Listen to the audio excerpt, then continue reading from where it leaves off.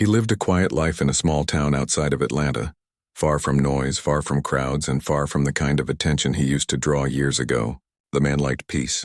His home sat at the end of a narrow road lined with oak trees, the kind of place where the air smelled like rain and grass after sunset. His days were simple: early mornings, black coffee, and a walk with his dog, a German shepherd named Shadow. Shadow wasn't just any dog. He was more like a partner, a friend, maybe even a reflection of the man himself. Loyal, calm, alert. They had been together for many years, and their bond went deeper than words. People in town often said they moved the same way, both quiet, both careful, both always watching. Every morning, the man would take Shadow down to the lake behind his house. The dog loved water, chasing ripples and swimming in circles while the man skipped stones across the surface.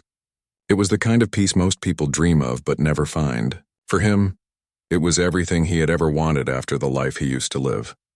No one in the neighborhood really knew who he was before he moved there. To them, he was just a quiet black man who fixed cars in his garage and minded his own business. Some people said he had been in the military once, but he never spoke about it. When anyone asked, he just smiled and said, "A long time ago." He never bragged, never told stories, and never looked for sympathy. The truth was buried deep. He had seen more than most could imagine. He had served in places no map would ever show, with people whose names were never meant to be spoken. But that was another lifetime. Now his life was slower. He worked with his hands, building engines, repairing trucks, and helping out neighbors when they needed something. The little money he made was enough for him and Shadow. At night he cooked simple meals, usually rice, beans, and grilled chicken, and always made sure Shadow got the biggest piece. After dinner they'd sit on the porch watching the stars come out one by one. The dog would rest his head on the man's boots and everything would feel still. No noise, no missions, no orders. Just peace. People in town respected him. He wasn't talkative, but he was kind. Once, when an elderly woman's car broke down outside the grocery store, he spent 2 hours fixing it right there in the parking lot and refused to take $1 for it. "Just do something nice for someone else," he said softly. That's how he was. He didn't seek attention. He just lived quietly, grateful for each day he had. But even in peace, there were reminders of the past. Sometimes, late at night, the man would wake up in a cold sweat. He'd sit on the edge of his bed, breathing slowly, trying to steady his hands. Shadow always sensed it. The dog would nudge his arm, look up with calm eyes, and the man would whisper, "It's all right, boy. We're home." And after a while, it would be. On weekends, a few kids from town came by to see Shadow. They loved how big and strong he was, but also how gentle. The man would teach them how to approach dogs, how to move slowly, how to let the dog come to you, how to respect their space. He'd say, "A dog's like a person. You treat them with patience and they'll trust you forever." The kids listened, eyes wide. To them, he was just the cool man with the awesome dog. To him, they were a reminder that life could still have light in it. Shadow had once been trained as a service dog for military handlers, which made him disciplined but protective. He always stayed close to the man, never ran off, and seemed to understand human language more than most people did. Sometimes, the man joked, "You're smarter than me, Shadow." The dog would tilt his head like he understood and wag his tail in response. There was a small group of neighbors who sometimes gathered at a cafe downtown. They'd talk about the man from time to time, not out of malice, but curiosity. "He's real quiet," one would say. "Always with that dog." Another might reply, "He seems like he's seen things. You can tell by his eyes." And they weren't wrong. His eyes carried something steady, almost heavy, like he was always aware of what could happen but hoping it never would. One evening, as the sun was setting, he sat outside on the porch with Shadow. The air was warm and fireflies flickered across the yard. He had the radio on low, an old jazz station that played songs from the 60s and 70s. It reminded him of his father, who used to hum along to the same tunes while working on cars. The man smiled at the memory, leaned back in his chair, and took a slow sip of sweet tea. "We made it, boy," he said quietly. "After everything, we made it." Shadow lifted his head, ears twitching at the sound of his voice, then settled back down. The man looked out at the horizon, feeling grateful. For once in his life, there was no one giving him orders. No gunfire, no fear, just peace. Still, there was a part of him that never completely rested. Years of discipline had trained his senses to stay sharp. If a car pulled up near his property, he noticed. If someone walked past the fence, he heard it. It wasn't paranoia, it was habit. And while he never expected trouble, he always kept a quiet readiness just in case. His house was simple but well kept. The walls held only a few photos, one of him in uniform, though most people who visited never looked closely enough to notice the insignia.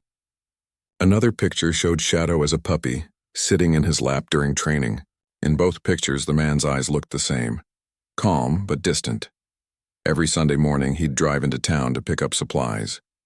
The local grocery clerk, a young man who liked to talk, always greeted him the same way.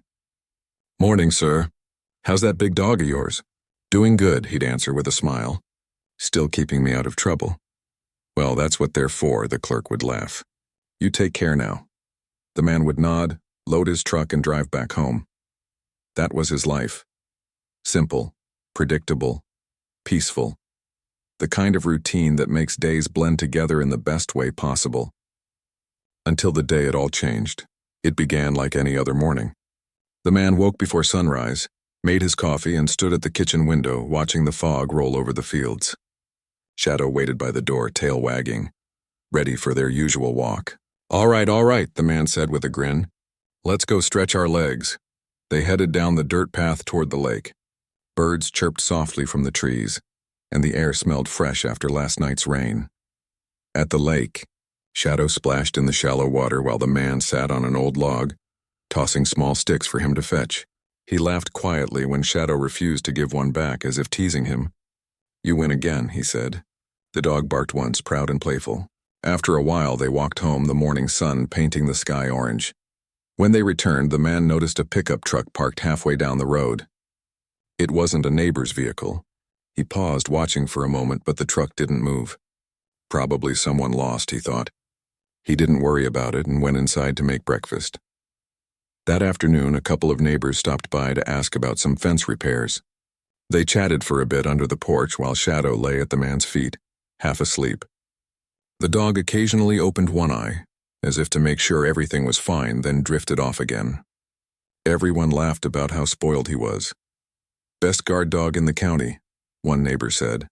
"Best friend too," the man replied. After they left, the man went back to his workshop. He spent hours tuning an old engine, humming quietly while Shadow napped in the corner. When the sun dipped low, he closed up the garage, washed his hands, and went inside to cook dinner. Rice and chicken again. Simple but enough. Shadow got his share, as always.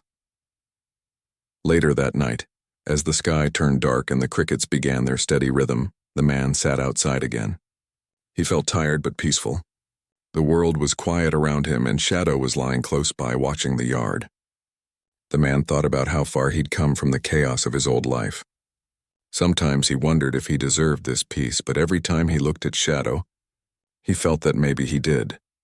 He thought about the years he had spent overseas, the faces of the men he had lost, and the promises he had made to himself, to live simply, to never let anger define him again, and for the most part, he had kept those promises.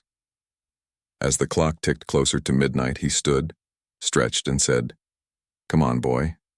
Time to rest." Shadow followed him inside. The man locked the door, not because he feared anyone, but because old habits never die. Before turning off the light, he looked down at the dog curled up beside his bed. "We're safe here," he said softly. "Nothing's going to change that." Shadow's tail thumped once against the floor like he understood.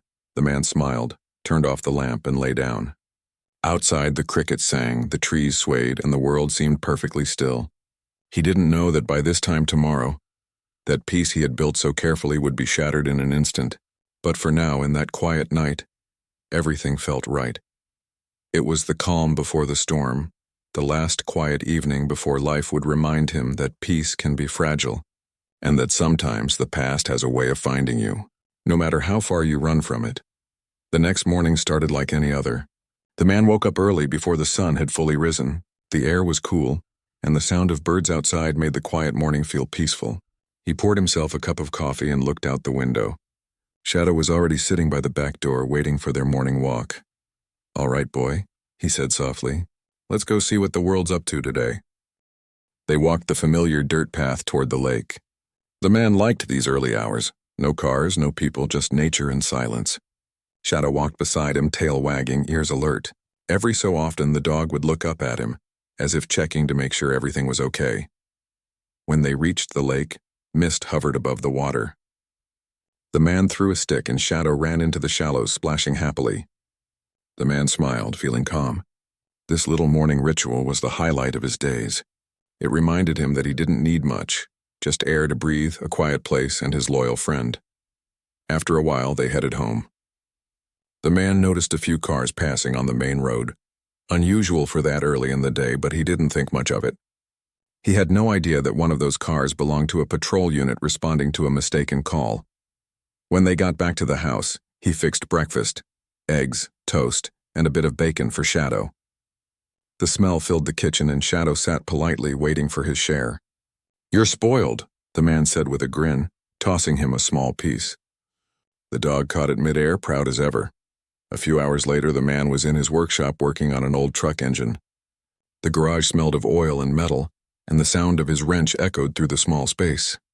Shadow lay in the shade just outside the open door, keeping an eye on everything.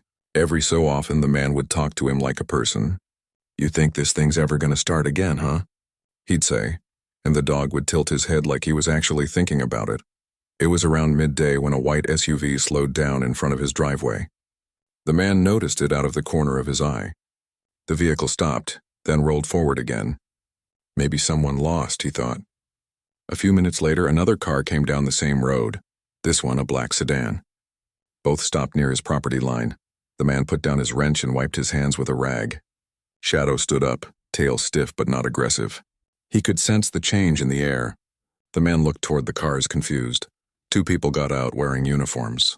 They were police officers, one young, one older. The man had no reason to expect them. He stepped outside the garage, calm but cautious. "Can I help you?" he called out. The older officer waved a hand. "Morning, sir. We got a call about some kind of disturbance around this area. You live here?" "Yes," the man said. "A disturbance? What kind of disturbance?" The younger officer was already looking around the yard, hand resting lightly near his belt. The man noticed the tension, not aggressive yet, but uneasy. "Probably a mistake," the man continued, his tone calm. "It's quiet here. I've been working in the garage all morning." Before they could respond, Shadow came closer, standing beside him. The dog wasn't barking or growling, just alert, his natural instinct to protect. The man reached down and touched his collar gently, a quiet signal that everything was fine. The younger officer stiffened. "Sir, can you restrain your dog, please?" "He's calm," the man said softly. "He's trained." "I'd feel better if you kept him back," the officer said, his voice tight. The man nodded slightly, still calm. "All right. Easy, boy," he said to Shadow. The dog sat down beside him, obedient. The older officer took a step forward. "We got a report about a dangerous animal on this property. Maybe someone called it in wrong. We just need to check things out." The man frowned. "A dangerous animal? You're looking at him, and he's not dangerous unless someone tries to be." The officer gave a small, polite smile. "We just have to follow up on calls." "You understand." The man sighed, realizing this was probably some neighbor's mistake. Maybe someone had seen Shadow through the fence and panicked. "All right," he said. "You can look around. But please don't startle him." The older officer nodded, but the younger one seemed less sure. His hand stayed close to his sidearm, eyes locked on the dog. Shadow noticed it. He didn't growl, but his ears went up again. The man's voice softened. "He's reading you. Just relax." The young officer hesitated, trying to act calm but clearly nervous. "It's fine," the older one said, giving him a look. "We'll just take a quick look and be done here." They began walking along the edge of the property, looking around the trees and shed. The man stood near the porch, Shadow sitting quietly beside him. Everything seemed fine, awkward maybe, but fine. Then a third police car pulled up. Another officer stepped out, talking into his radio. Now there were 3 of them. The man started feeling uneasy. He didn't like attention, especially not from people in uniform. He had spent his whole life working to stay invisible after the military, not because he had anything to hide, but because peace and attention never mixed well. The officers started conferring with one another a few yards away. He couldn't hear what they were saying, but he could tell something wasn't right. One of them pointed toward the house. The man's chest tightened slightly. "Shadow," he said quietly, "stay close." The dog didn't move, just watched the group intently. Then one of the officers began walking toward the front porch again, the younger one. His shoulders were stiff. His hand still hovered near his weapon, and his voice sounded strained when he spoke. "Sir, can you step back, please?" The man frowned, confused. "Step back from my own porch? What's going on?" "Just procedure," the young officer said quickly. "We got another update on the call. We need to secure the area." "Secure the area from what?" the man asked. "There's nothing happening here." The situation felt strange now, too tense for something that was supposed to be routine. The man felt that old instinct, the one that had kept him alive for years, whispering in the back of his mind, "Stay calm. Read the room. Control the pace." He kept his hands visible, open, palms out. "Listen," he said gently. "There's no threat here. You can look around, but let's all take a breath." Shadow stood up again, sensing the change in his voice. The man reached down slowly, trying to keep the dog calm. But the officers were talking fast now, radios crackling, tension building for no reason. The man could feel the air growing heavier, like a storm about to break. He didn't understand why. To him, it felt like a misunderstanding spiraling out of control. The older officer stepped in quickly, holding a hand up toward his partner. "Hey, relax," he said quietly. But the young one didn't. His eyes stayed fixed on the dog. Shadow shifted his stance slightly. Not lunging, not aggressive, just protective. That was enough to make the young officer take a step back. "Sir, keep the animal back," he snapped. "He's fine," the man said firmly. "You're making him nervous." For a moment, no one moved. The only sound was the wind rustling through the trees and the faint crackle of the police radio. Then, from somewhere down the road, another voice on the radio said something unclear, and the young officer misheard it. The man saw the fear in his eyes. He'd seen that look before in places far away, in young soldiers under pressure. It was the same fear that makes people act before they think. "Please," the man said softly. "Don't." But before anything worse could happen, the older officer raised his hand sharply. "That's enough. We're done here." His voice was steady, commanding. The younger officer froze. The man exhaled slowly, the tension in his shoulders finally easing. "Thank you," he said quietly. The older officer nodded. "Sorry about that, sir. Bad communication. Looks like the call came from someone in another block and wrong address." The man gave a faint smile, though his heart was still beating fast. "Happens, I guess," the older officer sighed. "We appreciate your patience. You've got a fine-looking dog there. Trained?" The man nodded. "Very. He's more disciplined than most people I've met." That made the officer chuckle lightly. "Take care, sir." They got back into their cars and drove away. The man stood there for a long moment, watching the dust settle on the road. Shadow sat beside him, still alert, still watching. When everything was finally quiet again, the man knelt down beside his dog. "You did good," he whispered. "You stayed calm."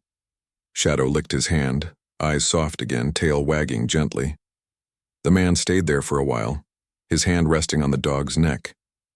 The whole thing had lasted maybe 15 minutes, but it left a strange feeling in his chest. It wasn't anger, not exactly. More like a warning from life itself, reminding him how fragile peace could be. He stood up, took a deep breath, and looked out across his land. The sun was lower now, casting long shadows over the yard. "We're fine," he said quietly, almost to himself. "Just a mix-up. Nothing more, but deep down, a small unease lingered. The sense that the day had just shown him how easily misunderstanding could turn into something dangerous. He walked back toward the house with Shadow following close behind, never leaving his side. The evening light caught the man's face, calm but thoughtful. He didn't know it yet, but this wasn't the end of the story. It was only the beginning of something much bigger, something that would test every bit of patience and strength he had left. That night, he sat on the porch again. The stars were out, the same as always, but the quiet felt a little different now. He stroked Shadow's fur slowly and whispered, "Let's hope tomorrow's better." "Boy." Shadow leaned against his leg and the man smiled faintly, pretending for a moment that everything really would stay the same. The next few days passed quietly, though something about the air felt different.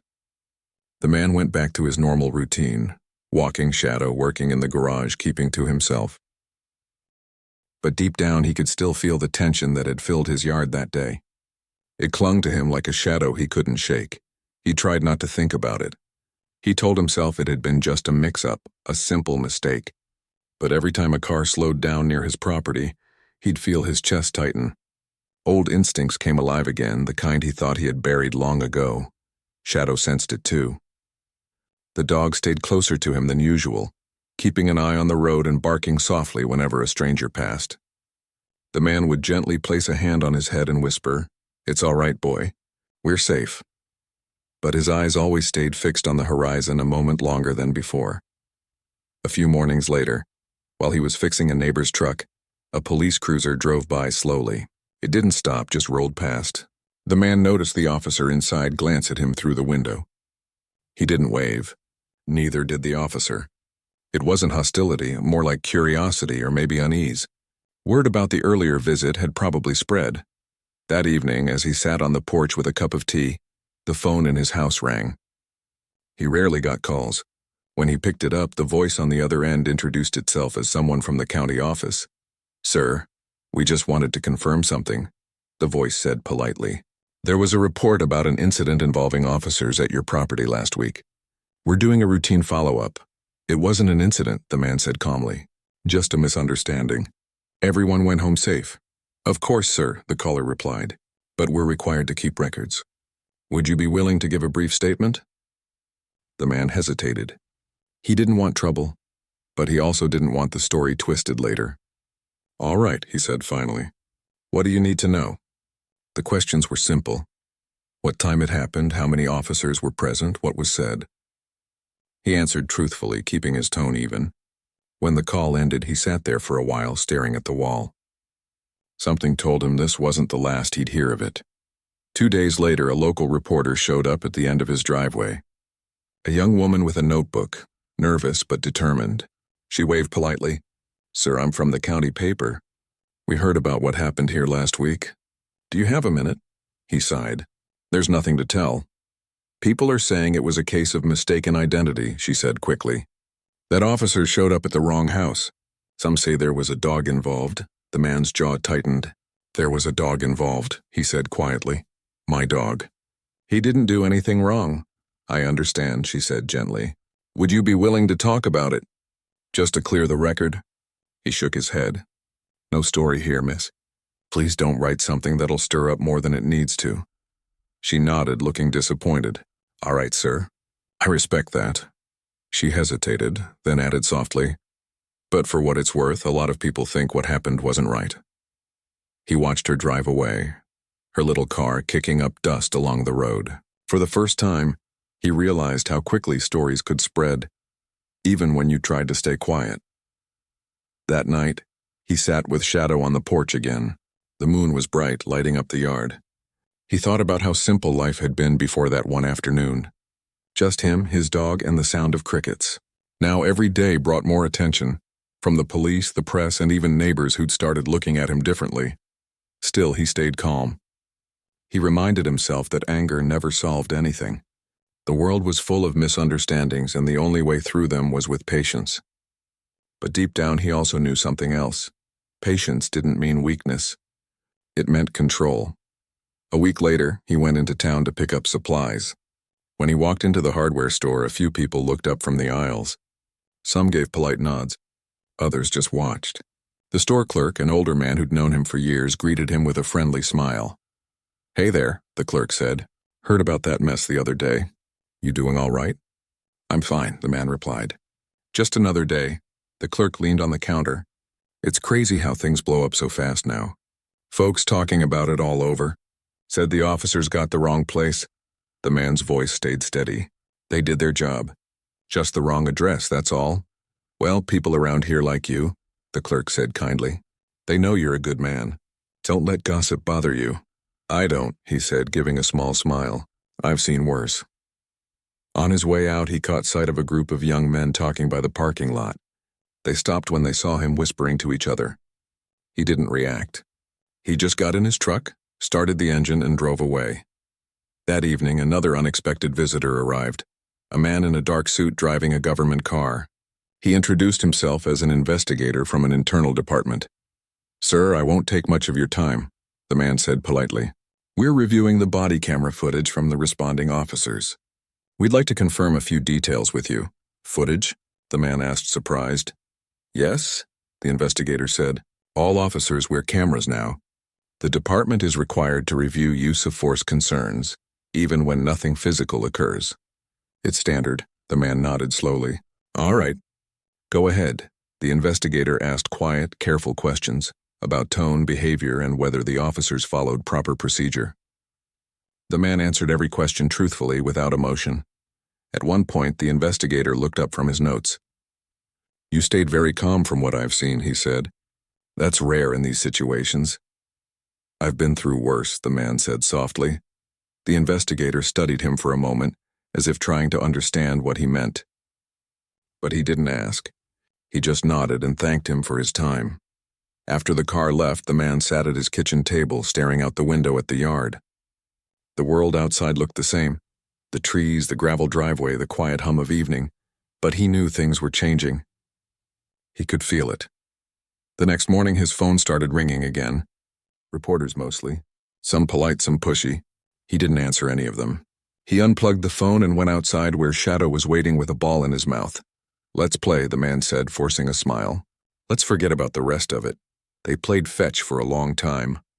The man laughed for the first time in days. Shadow barked happily, tail wagging, running full speed across the yard. It was a moment of normalcy, one he desperately needed. Later, while sitting on the porch, he noticed a black SUV parked at the edge of the road again. Not a police car this time. Tinted windows, unmarked. It stayed there for a few minutes, then drove away. He frowned, wondering who it was. That night he barely slept. His thoughts kept circling back to the same question. Why was everyone suddenly so interested in him? He hadn't done anything wrong. But attention like this never came without reason. The next afternoon he went into town again, hoping to clear his head. When he walked into the diner for coffee, the waitress smiled warmly. Good to see you, she said. Heard the sheriff's office is under review after that mix-up. You holding up all right? Doing fine, he said with a calm smile. Just tired of all the noise. Well, she said, lowering her voice. Word is someone higher up asked questions about you. Something about your service record. He froze slightly, though his face didn't show it. My service record? Yeah, she said. They said you used to be in the military. Folks are saying you were some kind of special forces. Is that true?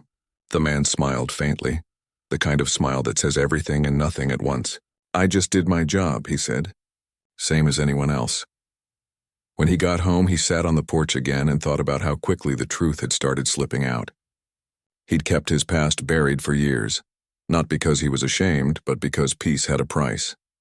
Once people knew who he really was, they treated him differently. Later that night, a friend from his old unit called. It had been years since they spoke. The voice on the other end was low, serious.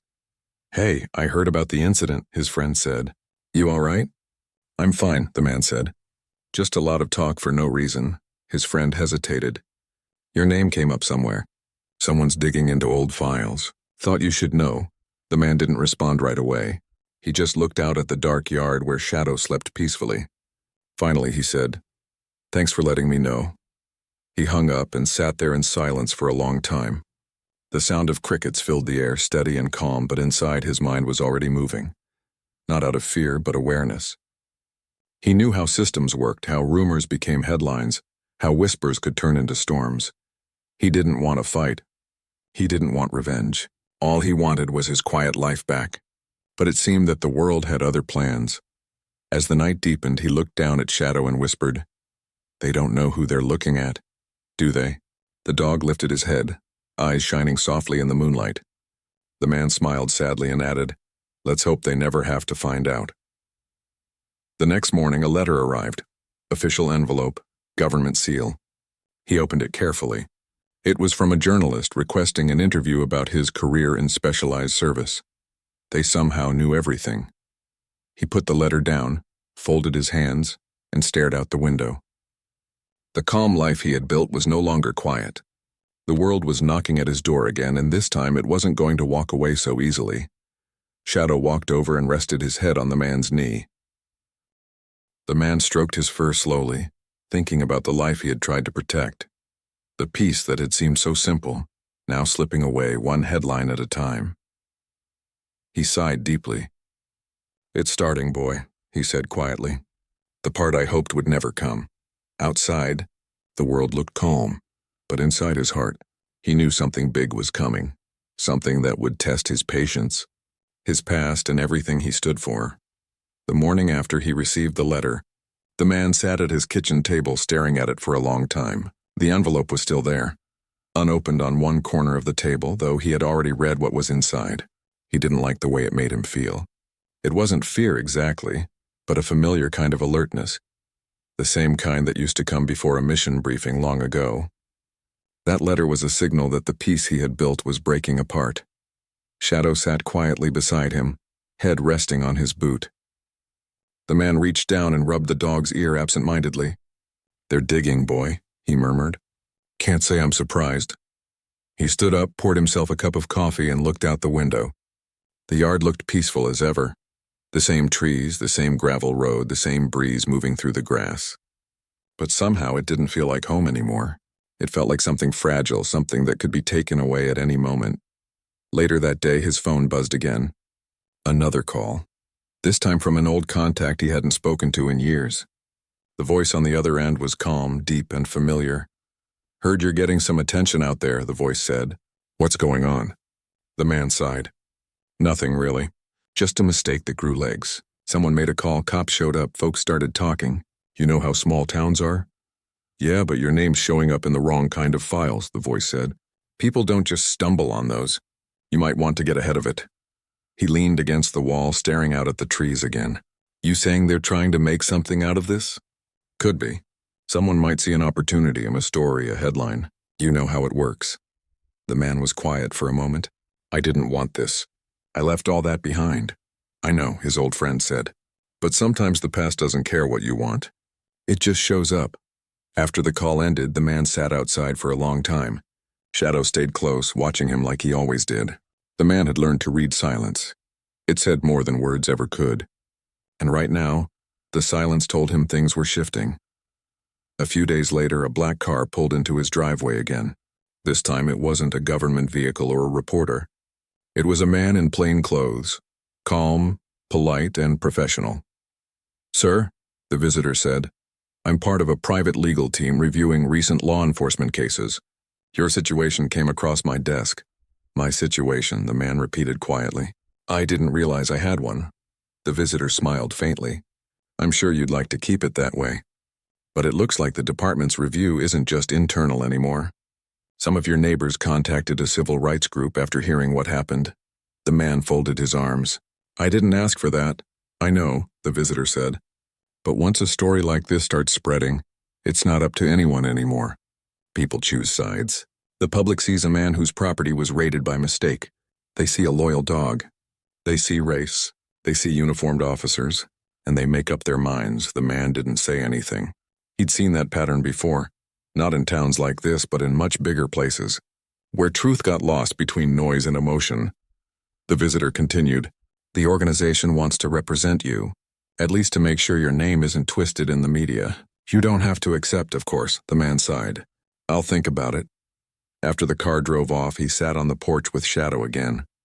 The dog leaned against his leg, quiet as always. "We didn't ask for any of this," he said softly. "All we wanted was a quiet life." He didn't know that by the next week, his face would be on local news. It started small.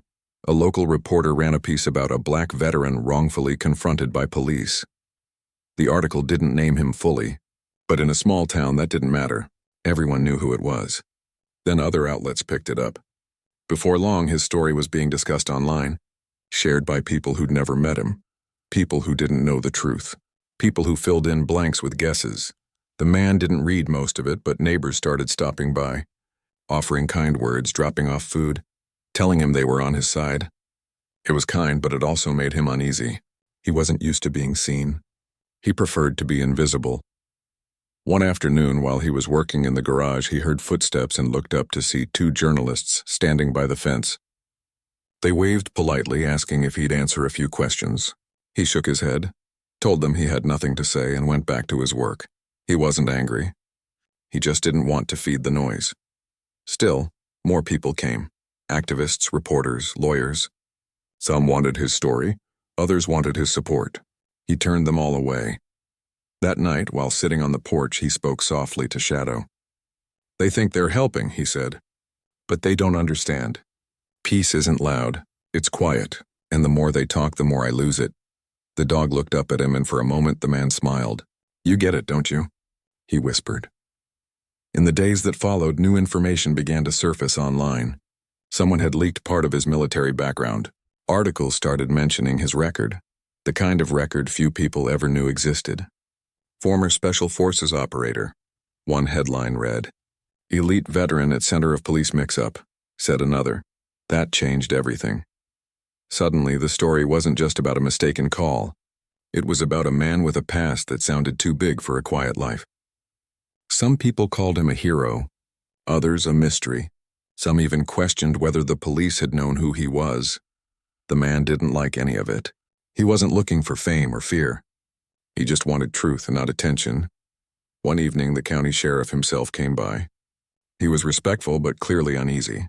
"Sir," he said, "I wanted to apologize personally. Things got out of hand that day, and the attention hasn't made it easier for anyone." The man nodded. "I appreciate that." The sheriff hesitated. "There's also been talk about your background. I didn't know about it before." "If I had," the man interrupted gently, "would it have made a difference?" The sheriff looked down. "Maybe. People act different when they think they're being watched by someone who's seen more than they have." The man gave a small smile. "Maybe they shouldn't act different at all." After the sheriff left, the man sat outside with Shadow again. The wind moved softly through the trees. He felt tired, not in his body but in his soul. All he had wanted was a small life, far from the noise of the world. But it seemed that no matter how far he went, the world always found its way to his door. The next few days brought even more attention. Journalists began waiting at the end of his driveway. News trucks parked along the road. Some veterans he'd served with even sent him messages of support, saying how proud they were of him for staying calm and dignified. He appreciated it, but he didn't feel proud. He felt exposed. One afternoon, an older man from town stopped by. "I read about your service," the man said. "You did a lot for this country. You shouldn't have to deal with this kind of nonsense." The man smiled faintly. "I did my job." "That's all?" The older man nodded. "Still, people need to hear from someone like you." Someone calm. "The world's too angry these days." That line stayed with him long after the man left. Maybe there was some truth to it. Maybe silence wasn't enough anymore. That night he sat at his kitchen table again, staring at the same letter that had started it all. He opened his old laptop, the one he barely used anymore, and started typing. He wasn't writing for the media or the police or anyone in power.